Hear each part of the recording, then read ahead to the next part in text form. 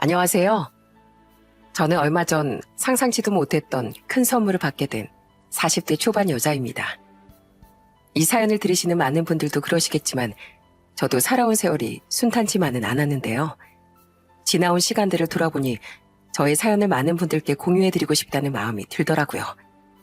그래서 이렇게 사연을 쓰게 되었으니 부디 잘 들어주셨으면 좋겠습니다. 전 어릴 때 지방 중에서도 저 끝에 있는 지방에서 나고 자랐어요. 제가 살았던 마을은 바닷가였지만 농사를 짓는 분들도 꽤 많았습니다.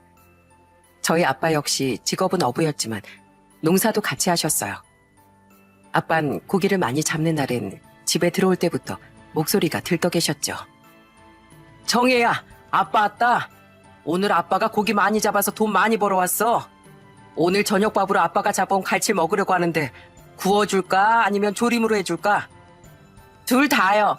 아빠가 잡아온 고기 뭘 해 먹어도 다 맛있단 말이에요. 저희 아빠가 어부시다 보니까 생선을 먹는 일이 많았어요. 여러분 혹시 안하고회라고 들어보셨나요? 여름엔 안하고회를 많이 먹었는데 뼈가 살짝 있어서 씹는 맛이 너무 좋더라고요. 직접 잡아서 그 자리에서 먹는 기분은 아마 아무도 모를 겁니다. 정혜야, 해봐. 너무 맛있다. 아빠, 나만 주지 말고 엄마도 줘야죠. 엄마, 얼른 해봐요. 얼른요. 엄마, 아빠 모두 성격이 다정하셔서 저희 가족은 늘 화목한 분위기였어요. 저희 지역에선 표고버섯도 유명했는데 엄만 특히 이 표고버섯을 활용한 요리를 잘하셨답니다. 저희 집엔 할아버지 때부터 소를 많이 나뉘고 한 9마리 정도를 키웠어요. 한 번은 아빠가 저한테 이런 말씀을 하시더라고요. 정혜야, 오늘 아무래도 아기 송아지가 태어날 것 같아. 우리 정혜가 송아지 이름 좀 지어줄래? 송아지 이름이요? 뭘로 하면 좋을까? 그럼 하루로 할래요, 하루. 뭐? 왜 이름이 하루야? 하루하루 건강하게 살라고요. 우리 집에서 태어난 송아지니까 오래오래 살아야죠. 아이고, 우리 정혜가 마음씨가 참 예쁘네. 그래, 송아지 태어나면 앞으로 하루라고 불러주자. 아빠는 항상 제 눈높이에서 얘기도 많이 해주시고 잘 놀아주시는 분이었어요. 집에서 아빠랑 같이 공기놀이를 하는 것도 그렇게 재밌더라고요. 그런데 제가 9살 때쯤이었어요. 하루는 아빠랑 저녁에 누워서 도란도란 얘기를 하고 있었는데 아빠가 저한테 이러시더라고요. 정혜야, 넌 나중에 커서 뭐가 되고 싶어? 저요? 전 수의사요. 수의사? 아니, 왜 의사도 아니고 수의사야? 우리 집에 소랑 개도 있고 닭도 키우잖아요. 걔네들이 아프면 제가 치료해주고 싶어서요. 아이고, 그럼 아빠가 우리 정혜 수의사 될 수 있도록 도와줘야겠다. 아빠가 고기 더 많이 잡아서 네가 하고 싶은 공부 다 시켜줄게.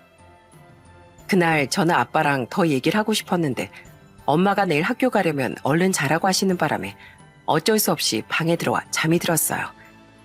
그날 자면서 수의사가 되어 우리 집에 있는 동물들을 치료하는 꿈을 꿨답니다.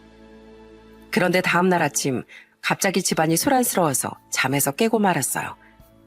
엄마가 막 오열하는 목소리가 들리길래 달려가 보니 가만히 누워 계신 아빠의 몸을 엄마가 막 흔들고 계시는 겁니다. 여보, 일어나봐. 제발 숨 좀 쉬어보라고. 제발. 여러분, 밤새 안녕이라는 말 들어보신 적 있으신가요? 옛날엔 어제까지 멀쩡했던 사람이 다음날 비명 횡사하는 경우가 많아서 그런 말이 생겨난 거래요. 저희 아빠가 딱 그 상황이었습니다. 어제까진 아픈 데도 없이 멀쩡하시던 분이 간밤에 심장마비로 돌아가시고 만 거예요. 그날 할머니와 할아버지도 너무나 큰 충격에 땅을 치며 오열을 하셨습니다. 아이고, 불쌍한 내 아들. 이 젊은 것이 어떻게 하루아침에 세상을 떠난단 말이냐. 제발 눈 좀 떠보거라. 얼른. 저도 아빠가 하루아침에 그렇게 되신 걸 보고 충격이 만만치 않았습니다. 아빠는 항상 저를 사랑으로 대해주셨고 저의 세상이나 마찬가지였던 분이었으니까요. 장례식이 끝나고 아빠의 관을 산소에 묻는 그 순간 저는 도저히 아빠를 보내고 싶지 않아 울고불고 떼를 썼습니다. 안 돼요. 우리 아빠 흙 뿌리지 말아요. 우리 아빠 다시 돌려달란 말이에요. 하지만 결국 아빤 조용히 땅속에 자리를 잡으셨고 저희 가족은 한동안 눈물이 끊이질 않았습니다. 그런데 아빠가 세상을 떠나신 후부터 고모랑 작은 아빠들이 우리 엄마를 미워하기 시작하는 거예요. 하루는 엄마가 읍내에 장을 보러 갔는데 마침 읍내에 살고 있던 고모가 그 모습을 보셨나 봐요. 그날 고모가 집에 찾아와 할머니한테 이러는 겁니다. 엄마, 나 오늘 시장에서 올케 언니를 봤는데 좀 수상하더라. 아니 시장에 왔으면 물건만 사고 가면 되는데 어떤 남자하고 웃으면서 대화를 하고 있더라고. 아무래도 올케 언니가 벌써부터 우리 오빠를 배신하고 딴 남자랑 놀아날 생각인가 봐. 뭐야? 애미 너 지금 이 말이 사실이냐? 지금 네 남편 죽은 지 5개월도 안 됐는데 벌써부터 외간 남자랑 바람을 피워? 어머님, 오해예요, 오해. 야채가게 사장님이 잘 지내냐고 안부를 물어보셔서 잠깐 대화한 것 뿐이라고요. 거짓말하지 마. 너 지금 다른 남자랑 새 살림 차리고 싶어서 이러는 거잖아. 아휴, 지 남편도 죽이더니 이제 나에 대놓고 바람까지 피우려고 하네. 내가 진짜 억울해서 못 산다. 못 살아. 그때부터 할머니는 저희 엄마가 아빠를 잡아먹었다면서 계속 괴롭히기 시작했어요. 옛날 집이라 뒷마당에 수도가에서 찬물로 설거지를 했는데 고무장갑 쓰면 깨끗하게 안 된다면서 고무장갑까지 못 쓰게 하시더라고요. 게다가 별것도 아닌 걸로 맨날 트집을 잡으셨어요. 애미 너, 내가 먼지 않도록 빡빡 쓸고 닦으라고 했지?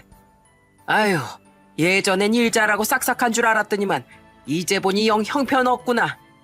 지 남편 잡아먹었으면 살림이라도 똑바로 할 생각을 해야지. 게다가 작은 아빠들도 저희 엄마만 보면 짜증을 내기 시작했어요. 할아버지 생신 땐 엄마가 혼자서 생신상을 다 차렸는데 엄마가 뒤늦게 자리에 앉으려고 하니까 작은 아빠들이 자꾸 이것저것 시키면서 엄마를 못 앉게 하는 거예요.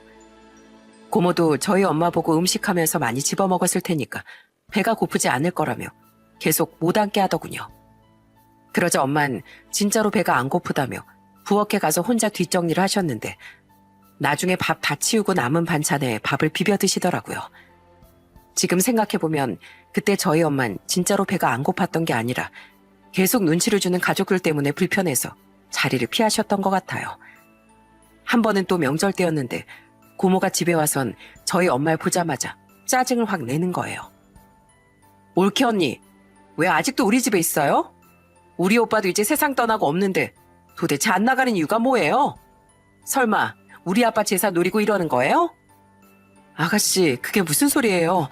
제가 아버님 재산을 노리긴 뭘 노려요. 그리고 저 결혼하고 쭉 이 집에서 살았는데 제가 도대체 어딜 나가느냐고요. 우리 오빠 없으니까 이제 나가야죠. 정엔 우리 집안 핏줄이니까 우리한테 맡기고 올케 언니 나가요. 가서 평소처럼 남자들이나 실컷 만나고 다니라고요. 뭐라고요? 아가씨, 도대체 왜 이래요? 자꾸 없는 말을 지어내고 저를 왜 못 살게 구냐고요. 저 요즘에 진짜 힘들단 말이에요. 힘들긴 무슨. 올케 언니, 지금 동네 소문이 어떻게 난 줄 알아요? 올케 언니가 만나는 남자가 한둘이 아니라고 소문 쫙 퍼졌어요. 설마 우리 오빠도 그것 때문에 충격받아서 세상을 떠난 거 아니에요? 그런데 그때였어요. 할아버지가 참다 고모한테 한 소리를 하시더군요. 너 지금 네 올케 언니한테 무슨 짓이야? 왜 사람이 하지도 않은 일 가지고 입을 나불거려? 네 올케 언니가 바람 폈다는 증거라도 있어? 참나? 아빠 내 편을 들어야지. 지금 누구 편을 드는 거예요? 아빠 설마 벌써 올케 언니한테 넘어간 거예요? 저희 집에서 엄마 편을 드는 건 할아버지뿐이었습니다. 하지만 나머지 가족들의 괴롭힘이 점점 심해지다 보니 엄마가 밤마다 우는 일이 많아졌어요. 한 번은 엄마가 서럽게 울면서 저한테 이러시더라고요. 정혜야, 엄마 너무 힘들다. 널 생각해서라도 끝까지 버티고 싶은데 너무 힘에 부치는구나. 난 이제 어떻게 해야 되니? 저는 그날 엄마 품에 안겨서 한참을 같이 울었답니다. 저희 엄마를 괴롭히고 못살게 구는 가족들이 너무 미웠어요. 그런데 아빠가 돌아가신 지 2년쯤 됐을 때 엄마가 감기 몸살에 심하게 걸리셨는지 몸이 많이 안 좋은 적이 있었어요. 그런데 할머니는 또 엄마가 아픈 건 신경 쓰지도 않고 아침부터 계속 소리를 지르고 구박을 하시더라고요. 그런데 그날 학교 끝나고 집에 왔는데 저는 깜짝 놀라고 말았습니다. 엄마가 저한테 쪽지 한 장만 남기고 가방을 싸서 집을 나가버리셨거든요. 정혜야, 엄마가 끝까지 네 곁에 있어주고 싶었는데 아무래도 내가 여기에 있으면 너한테도 해가 되는 것 같아. 괜히 나 때문에 가족들끼리 분란만 생기고 항상 웃어야 할 네가 이 엄마 때문에 눈치 보는 것 같아서 가슴이 정말 아팠단다.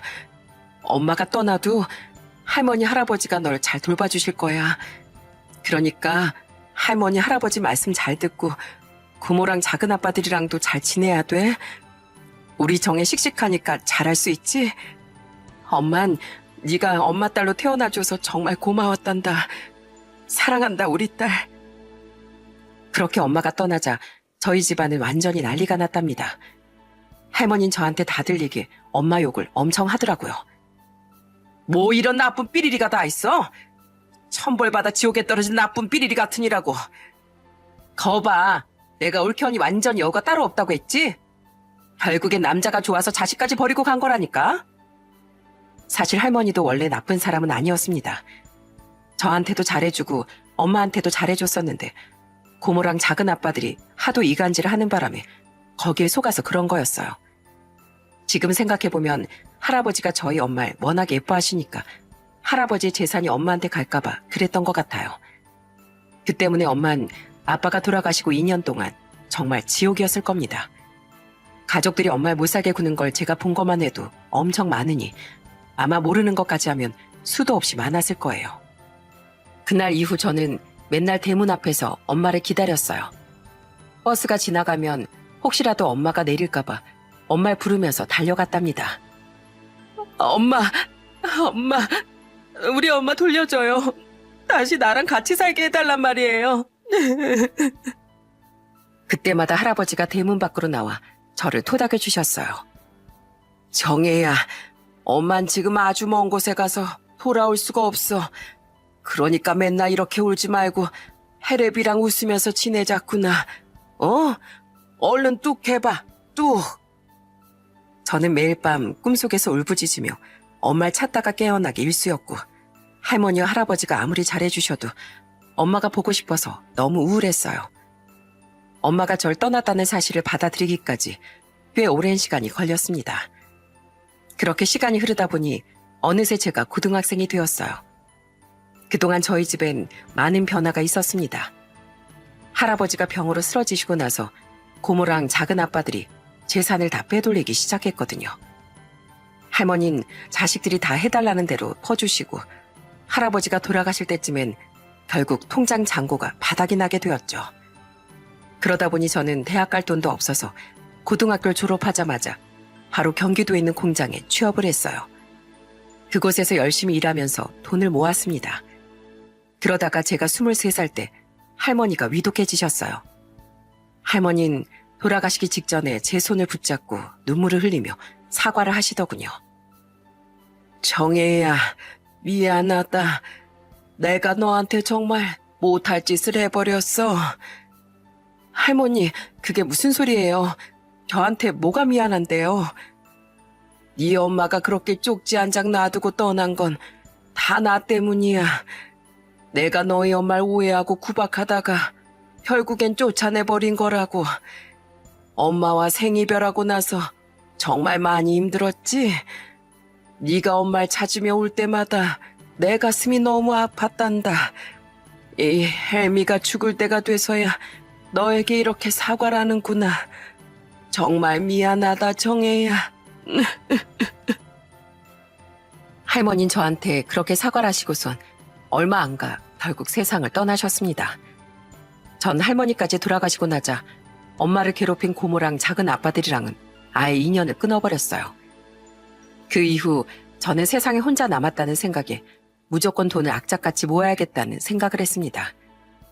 그래서 월급 200만 원 중 최소한의 생활비를 빼고 다달이 150만 원씩 저축을 했어요.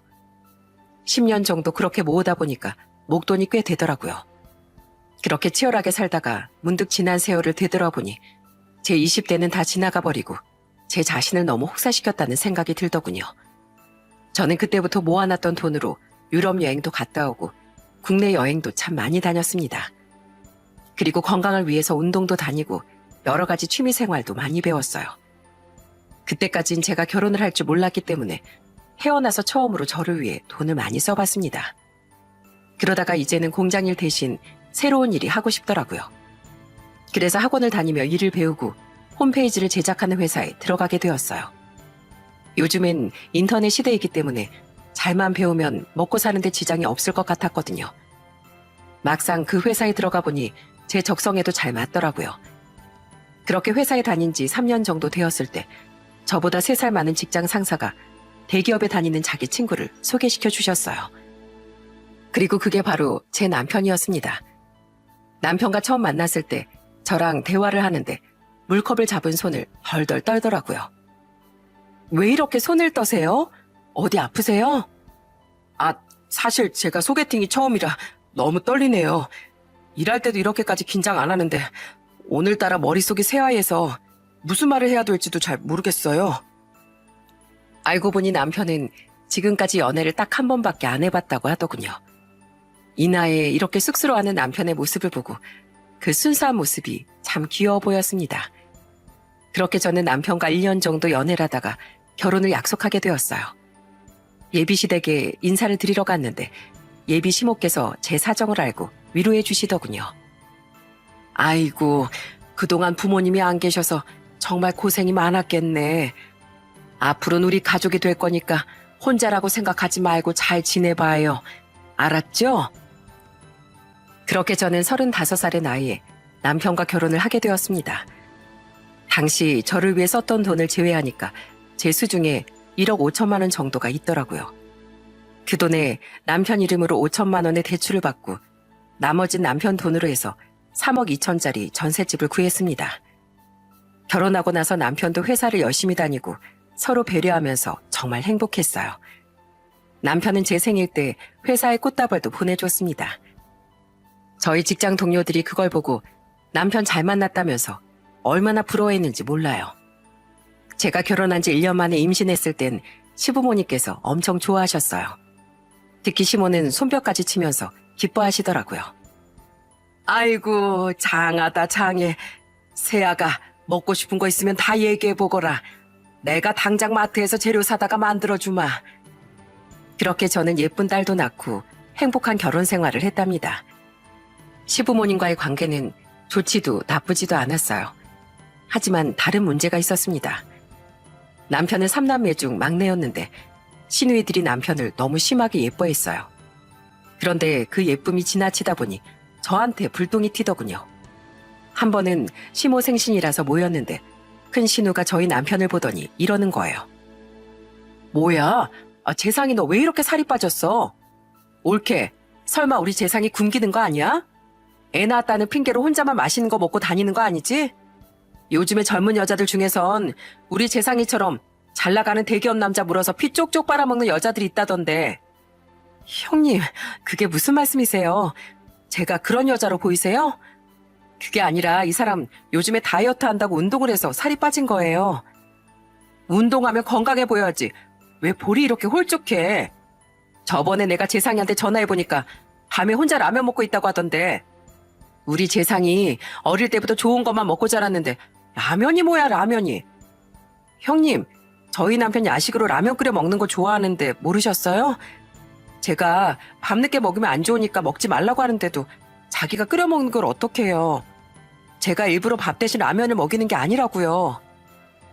게다가 시누이들은 예전에 저희 고모랑 작은 아빠들이 저희 엄마를 이간질했던 것처럼 똑같이 행동하더군요.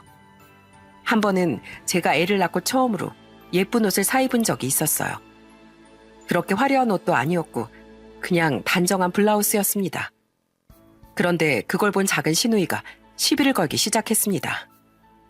어머, 옳게. 애 엄마가 왜 이렇게 꾸미고 다녀? 혹시 남자 생긴 거 아니지? 요즘 애 엄마들도 바람 많이 피운다던데. 그러자 옆에 있던 시모가 이렇게 말씀하시더군요. 아이 예쁘기만 하고만 왜 그래? 맨날 목 늘어진 티셔츠만 입는 것보단 깔끔하게 입으면 더 좋은 거지. 엄마, 며느리라고 예쁘다고만 하지 말고 의심부터 해야 돼. 요즘 젊은 여자들이 얼마나 영악한 줄 알아? 거짓말도 눈 하나 깜빡 안 하고 한다니까. 저는 너무 어이가 없어서 괜히 생사람 잡지 말라고 화를 냈는데 작은 신우는 또 괜히 찔리니까 저런다면서 저를 아예 나쁜 사람으로 몰고 가더군요. 말을 해봤자 통하지 않는 사람이었어요. 게다가 한 번은 명절 때 시댁에 갔는데 뒤늦게 온 큰 신우가 오자마자 저희 남편한테 이러는 겁니다. 아이고, 우리 막내 재상이 결혼하니까 마누라랑 애까지 데리고 집에 오느라 고생이 많네. 여기까지 운전해서 오느라 힘들었을 텐데 들어가서 잠이나 좀 자지 왜 이러고 있어. 옳게 남편이 고생했으면 팔다리도 좀 주물러주고 해야지. 왜 그런 센스가 없나 몰라. 형님, 그이만 고생한 게 아니라 저도 고생했어요. 저 지금 애 얻고 있는 거 안 보이세요? 애 보랴 음식하랴 얼마나 정신이 없었는데요. 뭘 겨우 그런 거 가지고 그래. 그런 건 엄마들 다 하는 거야. 너보단 우리 재상이가 더 고생이지. 재상이 쟨 어릴 때부터 고생 하나도 안 하고 컸는데 올케랑 한별이 먹여 살리느라 얼마나 등골이 휘어지겠어. 그러자 남편은 옳다구나 하고 방에 들어가면서 이러더군요. 큰 누나가 자라고 하면 당연히 들어가서 자야지. 아우, 운전을 많이 했더니 온몸이 다 쑤시네. 여보, 나 푹 쉬고 있을 테니까 누나들이랑 재밌게 놀고 있어.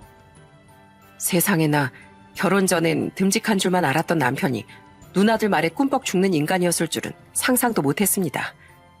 저는 너무 기분이 나빠서 남편 손을 잡아 끌고 억지로 집에 와버렸어요. 그런데 시누이들이 하도 저를 이간질하니까 이제는 시모까지 절 의심하기 시작하더군요. 저희 시댁이 형편이 좀 안 좋았는데 어느 날 갑자기 시모가 저한테 매달 용돈을 50만 원씩 달라고 하시는 거예요. 제가 요즘에 우리도 애 키우느라 쪼들리니까 나중에 드리겠다고 좋게 좋게 얘기했는데 시모가 저한테 대뜸 이러더라고요. 너 혹시 정말로 남자 만나느라 돈 없는 거 아니냐? 저번에 우리 딸들이 너 의심했을 땐 당연히 아니라고 생각했는데 내가 곰곰이 생각해보니까 이상해서 그런다. 너 도대체 우리 재상이 몰래 무슨 짓을 하고 다니는 거야? 어머님, 제가 아니라고 몇 번을 말씀드려요. 저요, 우리 한별이 돌보느라 집 밖에 잘 나가지도 못해요. 어머님도 애 키워보셨으니까 아실 거 아니에요. 그리고 요즘에 애 키우려면 돈이 얼마나 많이 들어가는 줄 아세요? 저희 대출금에 생활비까지 하면 남는 것도 별로 없다고요. 저는 하도 저를 이간질하는 시누이들 때문에 정말 미칠 것 같았습니다. 그래서 한 번은 남편한테 이렇게 얘기한 적이 있어요. 여보, 도대체 형님들은 왜 그러시는 거야? 자꾸 내가 당신을 굶긴다느니 당신 고생하는 것도 모른다느니 무슨 내가 바람을 피운다는 말도 안 되는 소리까지 하시잖아. 누나들이 우리보다 몇 년을 더 살았잖아. 다 경험해서 우러나서 그런 얘기를 하는 건데 좀 새겨들으면 안 돼? 솔직히 나 집에서 맨날 왕자 대접 받으면서 살았는데 당신이랑 결혼하고 나서 머슴이 된 것 같아. 우리 누나들 눈에도 그게 다 보이니까 얘기하는 거 아니야. 뭐라고? 머슴? 내가 무슨 당신한테 일을 부려먹기를 했어. 아니면 막말하고 하대하기를 했어. 우리 가족 먹고 살자고 일하는 건데 그걸 굳이 머슴이라고 표현해야겠어? 그럼 난 뭔데? 나도 그럼 애 키우는 노비야? 당신만 힘든 게 아니라 나도 힘들어. 애도 아니고 이제 가장이 됐으면 어른스러워질 생각을 해. 그 이후에도 몇 번이나 시누이들 때문에 남편과 싸웠지만 해결되는 건 아무것도 없었습니다. 게다가 시부도 가족 일에 별로 신경을 안 쓰고 무심한 스타일이라 저 혼자만 속이 시커멓게 타들어갔죠. 이럴 때 의지할 수 있는 친정이 없다는 게 참 서럽게 느껴지더군요. 그런데 저희 딸이 돌도 안 지났을 때 여태까지 있던 모든 일들보다 더 충격적인 일이 일어나고 말았습니다. 집에서 애를 재우고 있었는데 갑자기 누가 현관문을 쾅쾅 두드리는 거예요. 야, 돈 내놔. 안재상, 빌려간 돈 당장 갚으라고. 현관 밖에서 들린 이름은 바로 저희 남편의 이름이었습니다. 너무 무서워서 경찰에 신고하니까 그제서야 그 사람들이 돌아가더라고요. 게다가 엎친 데 덮친 격으로 저희 집이 경매로 넘어갔다는 소식까지 듣게 되었어요. 저는 이게 도대체 무슨 일인지 몰라서 남편한테 바로 따졌습니다. 그러자 남편이 뻔뻔한 얼굴로 다 실토를 하기 시작하더군요. 에이씨, 나도 몰라. 투자하면 돈을 왕창 불려준다고 하길래 아파트 담보대출도 받고 그것도 모자라서 사채까지 써서 투자했는데 그 형님이 내 돈을 들고 날라버렸단 말이야. 나도 사기당한 피해자인데 나보고 뭐 어떡하라고? 알고 보니까 남편이 지인을 통해 투자를 했다가 사기를 당했다고 하더군요. 세상에, 아파트가 저랑 공동 명의였는데 저 몰래 담보대출을 받을 수 있는 줄은 꿈에도 몰랐어요. 알고 보니까 이 금융권에선 배우자의 동의 없이도 담보대출을 해주는 데가 있다고 하더라고요. 저는 너무 큰 충격에 남편에게 이렇게 따졌습니다. 당신 지금 제정신이야? 아파트는 우리 공동재산인데 나한테 말도 없이 대출을 받아서 투자를 하면 어떡해? 사채 쓴 건 또 어떻게 갚을 건데? 이제 어떻게 할 거냐고. 저는 너무 화가 나서 시댁에도 전화해 지금의 사태를 알렸습니다. 그러자 시모랑 큰 신우가 저희 집에 찾아오더군요. 그 와중에 남편은 술 먹고 소파에 널브러져 자고 있었어요. 저는 시모가 집에 들어오자마자 이렇게 얘기했습니다. 어머님, 저 사람이 돈 다 날렸어요. 이 아파트로 담보대출 받아놓고 못 갚아서 집이 경매로 넘어가게 생겼고요. 사채업자까지 집에 찾아오는 판이라고요. 이제 저 어떡해요? 우리 한별이 아직 돌도 안 됐는데 이제 어떻게 사냐고요. 저는 솔직히 시모가 본인 아들 일이니까 저한테 조금이라도 미안해할 줄 알았어요. 그런데 미안해하긴커녕 오히려 뻔뻔하게 저한테 이러는 거예요. 남자가 살다 보면 사고 한 번씩 칠 수도 있는 거지.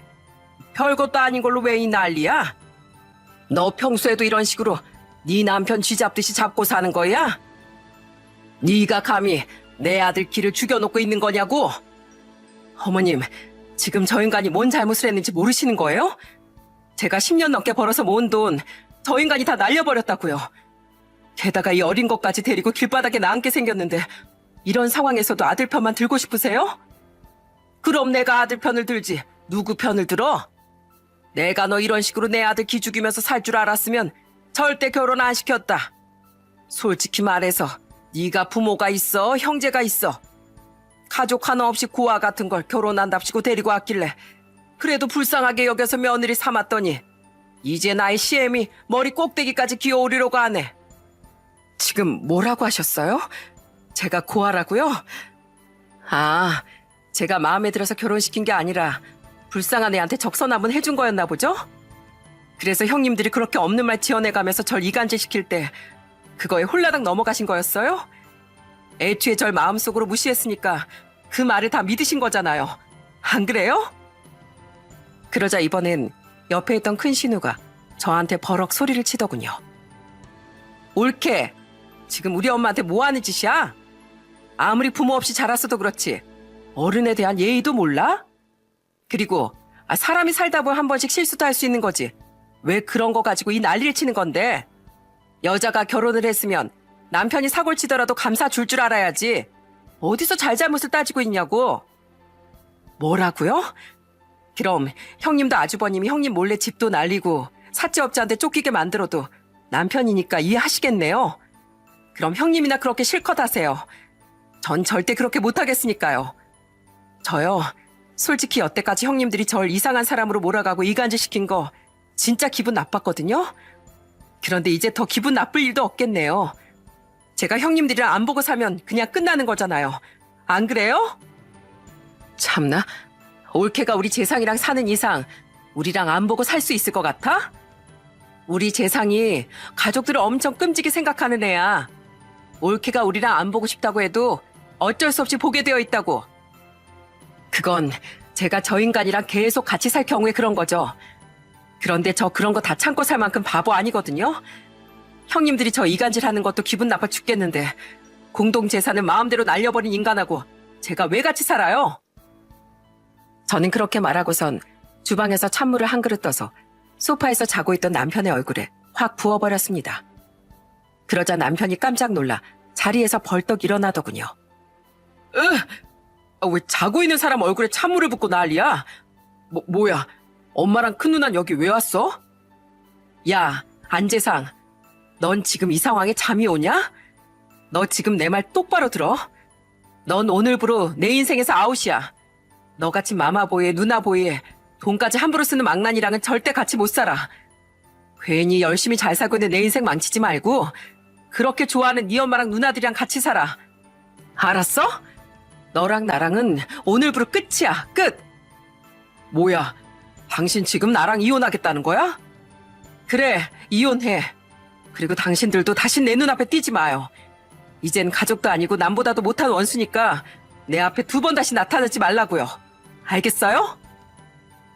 저는 그렇게 말하고선 그 인간들을 다 집 밖으로 쫓아내버렸습니다. 솔직히 남편이 사고를 쳤어도 평소 행동이 괜찮았다면 한 번은 참고 살았을지도 몰라요. 하지만 시누이들은 계속 저를 이간질하지, 시모도 저한테 구박하지, 남편도 자기 가족들 편만 들면서 망나니 짓을 하니까 도저히 못 참겠더라고요. 그래서 저는 남편과 이혼을 해야겠다는 큰 결정을 내렸습니다. 그런데 남편이 대출을 혼자 갚기 싫어서 그랬는지 죽어도 이혼을 못 해주겠다고 하더군요. 그래서 저는 어쩔 수 없이 이혼 소송까지 갈 수밖에 없었어요. 하지만 양육비랑 위자료를 제대로 받을 수 없을까봐 하루하루 피가 마르는 심정이었어요. 그런데 정말 다행히도 좋은 변호사님을 만나서 내일처럼 도와주신 덕분에 위자료 5천만 원에 양육비 매달 60만 원을 판결받을 수 있었답니다. 처음에 제가 집을 살 때 썼던 1억 5천만 원을 전부 다 청구했었는데 그렇게까지는 안 되고 5천만 원도 위자료 치곤 많이 받는 거라고 하더군요. 하지만 전 남편은 판결을 무시하고 돈이 없다면서 배째라는 식으로 나오기 시작하더군요. 에이씨, 돈이 없다니까 뭘 자꾸 돈을 달래? 나 그거 말고도 개인적으로 대출 받은 거 많아서 돈 한 푼도 없단 말이야. 벼룩의 간을 뜯어먹는 것도 아니고 도대체 무슨 돈을 어떻게 달라는 거야? 저는 처음엔 남편한테 위자료를 받아 그 돈으로 저희 딸이랑 생활을 하려고 했는데 남편이 그런 식으로 나오니까 너무 막막하더군요. 수중에 가진 돈으론 그나마 갈 곳이 쪽방촌밖에 없었어요. 그런데 막상 살아보니 쪽방촌의 환경은 생각보다 더 열악하더군요. 한여름인데 에어컨도 없어서 중고 선풍기를 하나 구해서 트는데 땀이 뻘뻘 나고 너무 더워서 잠도 잘 수 없었어요. 게다가 벌레는 또 어찌나 많은지 벌레를 잡아도 계속 나오더라고요. 저희 딸이 벌레에 물려 연약한 살이 빨갛게 부어오를 때마다 가슴이 아파서 얼마나 울었는지 모릅니다. 저는 식비를 아끼기 위해 저희 딸 이유식 만들고 남은 짜투리 채소들에 된장을 찍어서 대충 밥을 먹었어요. 딸이 너무 어리다 보니 일을 나갈 수도 없어서 아끼는 수밖에 없더라고요. 밤에는 술 취해서 고성방가하는 사람들이 밖을 돌아다니고 가끔씩 취객의 문을 쾅쾅 두드릴 때도 있었는데 너무 무서워서 딸을 끌어안고 숨죽여 울어야만 했습니다. 생활비는 점점 떨어져가고 월세랑 기저귀 값을 어떻게 감당해야 될지 막막했어요. 그렇게 8개월 정도 지났을 때였습니다. 평소처럼 집에서 애를 재우고 있었는데 갑자기 누가 택배요 하면서 문을 두드리는 겁니다. 택배를 시킨 적이 없었는데 이상하다는 생각에 밖에 나가보니 사람은 없고 큰 상자가 하나 있더군요. 그런데 어디 택배인지 써있지도 않고 송장도 없는 게 좀 이상했어요. 혹시 몰라서 집에 가져와 뜯어보니 그 안에 큰 가방이 들어있었는데 가방을 열어본 저는 기절 초풍하는 줄 알았습니다. 그 안에 자그마치 현금 2억 원과 쪽지 하나가 들어있었거든요. 저는 그쪽한테 큰 죄를 지은 사람입니다. 그러니 제발 이걸 받아주세요. 지금 상황이 많이 힘들겠지만 좌절하지 말고 이 돈으로 아이랑 행복하게 살기 바랍니다. 저는 이 큰 돈을 도대체 누가 두고 갔는지 전혀 짐작 가는 사람이 없었어요. 솔직히 그 돈이면 우리 딸이랑 충분히 인생을 살아갈 밑거름이 될 수 있는 돈이었기 때문에 누가 보낸지 몰라도 그냥 가져버릴까 하는 욕심도 들었어요. 하지만 한편으론 또 다른 생각이 들더군요. 만약에 이 택배가 잘못 온 거라면 진짜로 이 돈을 받아야 될 사람이 돈을 못 받아서 어려운 상황에 처할 수도 있잖아요. 게다가 혹시나 범죄에 연루된 돈일 수도 있기 때문에 저는 고민 끝에 그 돈을 경찰에 갖다 주고 신고했습니다. 경찰들도 그 돈을 보고 깜짝 놀라더군요. 경찰이 이름과 연락처 적어놓고 가라길래 그렇게 하고 돌아와서 그 돈은 그냥 잊고 살았습니다. 그런데 그 돈을 경찰서에 갖다 준 지 일주일쯤 지났을 때였어요. 갑자기 경찰한테서 연락이 왔습니다. 여기 경찰서인데요. 김정혜 씨 맞으시죠? 일주일 전에 맡기고 가신 택배 주인분을 찾아서 연락드렸습니다. 다름이 아니라 그 주인분께서 김정혜 씨를 꼭 만나보고 싶다고 하는데 지금 여기로 와주실 수 있으신가요? 택배 주인이 절 보고 싶어 한다는 말에 의아한 마음으로 애를 안고 경찰서에 갔습니다. 그리고 그곳에서 택배 주인을 본 순간 저는 너무 놀라서 그만 바닥에 주저앉고 말았습니다. 엄마? 그건 바로 그 옛날 저를 놔두고 떠났던 저희 엄마였습니다. 30년 가까운 세월이 지나서 많이 늙어 계셨지만 그 얼굴은 그대로였어요. 엄마, 이거 엄마였어요? 우리 집 앞에 이 택배를 놓고 간 게 바로 엄마였냐고요? 그래, 내가 그랬다. 내가 그랬어. 엄마, 우리 집까지 찾아왔으면 내 얼굴이라도 보고 가지. 왜 그냥 간 건데요? 이렇게 오랜만에 나타나서 얼굴도 안 보여주고 가는 건 너무한 거 아니냐고요? 그러자 엄만 말없이 눈물만 흘리시더군요. 그런데 그때 엄마 옆에 있던 어떤 아저씨가 저한테 이러시는 거예요. 우리 여기서 이러지 말고 밖에 나갑시다. 여기서 이러면 경찰분들한테도 죄송하니까 밖에서 얘기하자고요. 그렇게 저는 엄마랑 그 아저씨와 함께 어느 식당에 갔습니다. 그 식당에서 엄만 눈물을 펑펑 흘리면서 저한테 이러시더군요. 정혜야, 엄마가 정말 미안하다. 그동안 이 엄마 원망 많이 했지? 엄마 너무 미워하고 그랬지? 엄마, 그걸 지금 말이라고 해요? 나 엄마가 다시 돌아올 줄 알고 맨날 대문 앞에서 버스 지나갈 때마다 엄마를 찾았단 말이에요. 아빠도 세상 떠나고 엄마까지 그렇게 가버리니까 이 세상에 나 혼자 남겨진 기분이었다고요. 엄마 나보고 할머니 할아버지 말씀 잘 듣고 고모랑 작은 아빠들이랑 잘 지내라고 했지만 난 그렇게 싫었어요. 엄마를 괴롭힌 고모랑 작은 아빠들이 너무 싫었다고요. 그건 엄마도 마찬가지였어.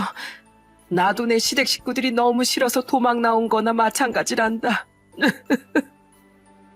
싫어서 도망갈 거면 나도 데려갔어야지. 왜 엄마 혼자만 가버리는데요? 왜 나만 두고 가버렸냐고요? 미안하다, 정혜야. 하지만 엄만 그럴 수밖에 없었어. 그때 당시 엄마한테 돈이 있니? 뭐가 있니? 방 하나 얻을 돈도 없는데 어린 널 데리고 나갔다가 무슨 고생을 시키려고. 나 고생하는 건 아무 상관없었지만 너한테까지 그런 일을 겪게 하고 싶지 않았단다. 그래도 네가 할머니 밑에서 크면 먹고 싶은 거 먹고 학교도 다닐 수 있으니까 그게 나을 거라고 생각했다. 괜히 내가 거기 오래 있으면 나 때문에 너까지 미움 살까봐 그냥 나 혼자 빠져주기로 한 거야. 그래도 어찌됐든 엄마인 내가 널 버린 건 어쩔 수 없는 사실이겠지. 내가 그렇게 그 집을 나오고 나서 얼마나 네가 보고 싶었는 줄 아니? 그런데 내가 네 앞에 나타나면 괜히 잘 적응하고 살고 있는 네 마음을 휘젓게 될까봐, 그리고 네가 날 원망하고 보고 싶어 하지 않을까봐 차마 너한테 다가갈 수가 없었어. 엄만 그렇게 말씀하시며 어깨까지 들썩이며 펑펑 우셨어요. 얘기를 들어보니 엄만 그렇게 절 떠나신 이후에 엄청 힘들게 사셨다고 하더라고요. 솔직히 어릴 땐 엄마를 원망하기도 했었지만 저도 결혼을 해보니 엄마의 마음이 이해가 되긴 했습니다. 솔직히 시댁 식구들이 그렇게 대놓고 무시하고 괴롭히는데 어떻게 끝까지 참을 수가 있었겠어요. 그래도 저 고생하게 하는 건 싫으셔서 찢어지는 가슴을 부여잡고 저를 놓고 가셨을 생각을 하니까 저도 가슴이 많이 아팠습니다. 엄만 그렇게 절 떠나고 힘들게 사시다 5년 후에 지금의 아저씨를 만나 재혼을 하고 아이도 한 명 낳으셨다고 하더라고요. 엄만 제 주민번호를 알고 계셨기 때문에 아저씨랑 새로운 가정을 꾸리시고 나서도 계속 제가 어디에서 어떻게 사는지 간간히 지켜보고 있었다고 하시더라고요. 다들 아시겠지만 요즘엔 사람 찾는 것도 쉬운 시대이기 때문에 금방 알아낼 수 있었나 봐요. 엄마, 그럼 택배 기사인 척하고 우리 집 문 두드린 것도 엄마였어요? 나한테 이 돈 전해주려고 그렇게까지 한 거예요? 그래, 맞아. 네가 이혼하고 쪽방촌에 들어가서 힘들게 사는 것 같길래 어떻게든 도와주고 싶었단다. 솔직히 네 앞에 나서고 싶은 마음이야 굴뚝 같았지만 이 엄마가 너무 겁이 많아서 도저히 널 마주할 자신이 없었어. 그런데 네가 그 돈을 경찰서에 갖다 줄 줄은 몰랐구나. 도대체 그 돈을 왜 안 쓰고 경찰에 신고한 거야? 저는 그 돈이 제 돈이 아니라고 생각했으니까요. 저한테 잘못 온 택배인 줄 알았단 말이에요. 그 돈을 엄마가 갖다 준 줄 제가 어떻게 알았겠어요. 엄만 30년 가까운 세월 동안 저를 그리워하셨지만 저를 버리고 갔다는 죄책감에 용기가 없어서 저를 찾아오지 못하셨던 것 같아요. 저도 이젠 자식을 낳아보니 그 마음이 어느 정도 이해가 되더라고요. 그래서 저는 엄마랑 끌어안고 한참을 펑펑 울었답니다. 그런데 그때 옆에 있던 아저씨가 저한테 이렇게 말씀하시더군요. 그동안 고생 많았죠?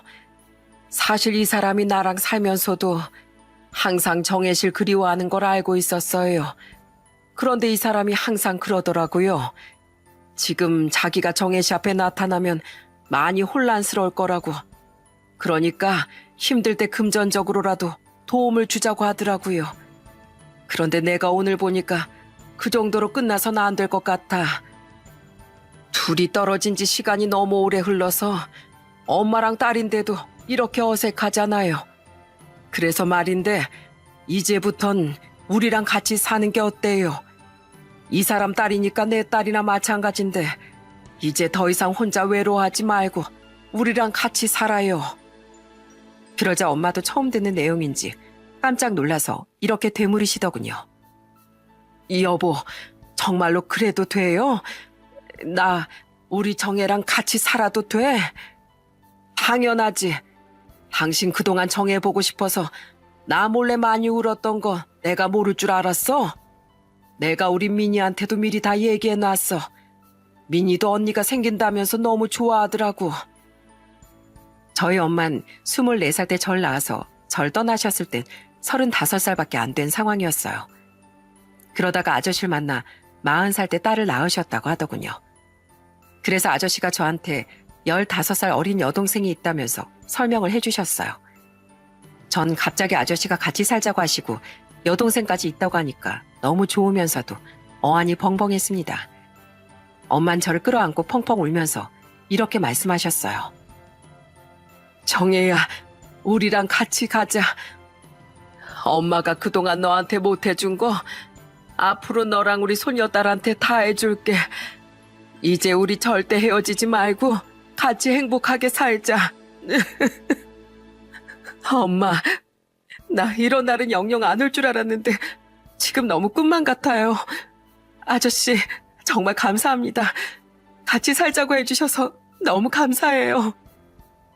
그렇게 저는 운명처럼 다시 엄마를 만날 수 있게 되었습니다.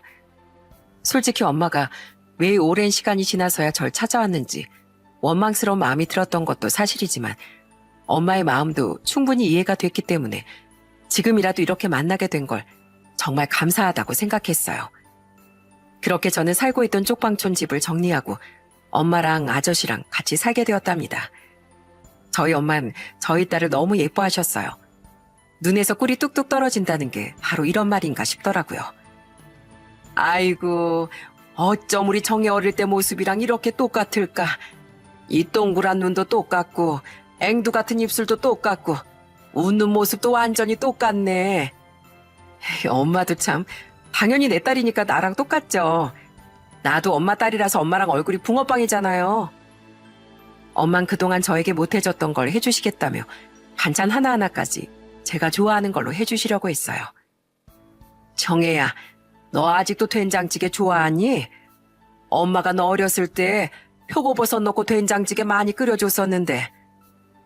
저는 그날 엄마가 끓여준 된장찌개 먹으면서 가슴이 벅차올라 눈물을 또 쏟아내고 말았답니다. 엄마가 해준 음식을 이렇게 다시 먹어볼 수 있을 줄은 상상도 못했거든요. 게다가 새로 생긴 20대 중반의 여동생도 저를 너무 잘 따랐어요. 언니, 저랑 오늘 백화점 가요. 그래도 내가 이모인데 우리 한별이 예쁜 옷 사주고 싶단 말이에요. 가서 한별이 옷도 사고 저랑 같이 맛있는 것도 먹고 와요. 네? 언니!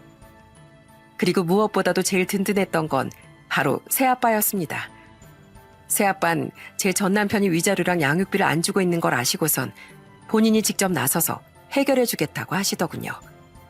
그런데 정말로 새아빠가 그 말씀을 하신 지 얼마 안 돼 전남편한테서 돈이 들어온 거예요. 제가 어떻게 된 일이냐고 묻자 새아빠가 이렇게 말씀하시더군요. 내가 그놈 회사까지 찾아가서 아주 혼쭐 내줬다. 정혜 너 내 인상 무서운 거 알지? 내가 그놈한테 가서 당장 돈 안 내놓으면 회사에서 얼굴 못 들고 다니게 해주겠다고 했어. 하도 돈 없다고 발뺌하길래 퇴직금으로 대출 받을 수 있다고도 알려주고 왔다. 앞으로 그놈이 한 번이라도 양육비 안 주면 나한테 얘기해라. 내가 다시 가서 아주 뒤집어 엎어버리려니까. 알았지?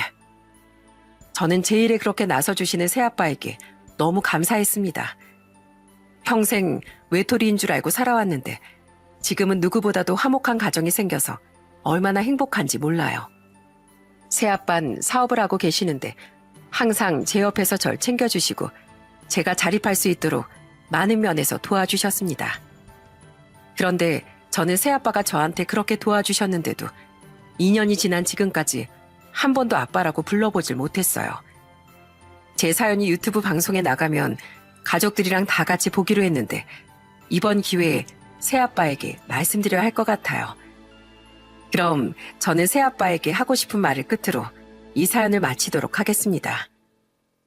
아빠, 그동안 아빠가 절 위해서 많이 노력해 주셨는데 차마 입이 떨어지지 않아서 아저씨라고 불렀던 거 죄송해요.